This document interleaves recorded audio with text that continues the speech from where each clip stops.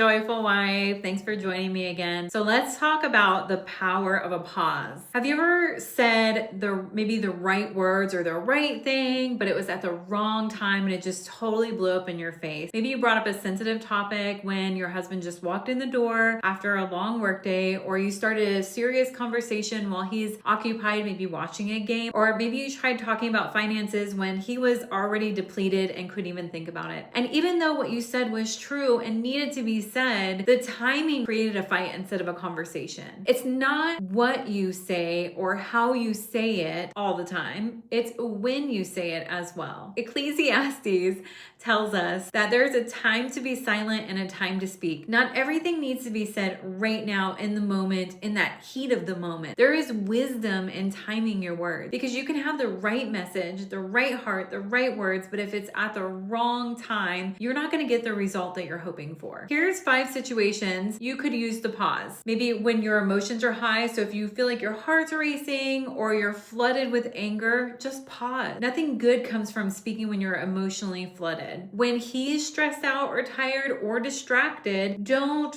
feel like you have to approach him right when he walks in the door or when he's in the middle of doing something. Wait until he has the bandwidth to actually hear you. You can even ask him, hey, when is a good time to have this conversation? Another one is when you're in public. Never ever correct or confront your husband in a public space. Keep the difficult conversations privately. When you haven't prayed about it, you need to pause and go to God first before your husband and let God adjust your heart and give you wisdom about what and when to say things. The last one, the 5th one, is when your goal is just to vent and not actually solve the issue. So if you just want to unload on him instead of actually solving the problem, just pause. Process your emotions with God first.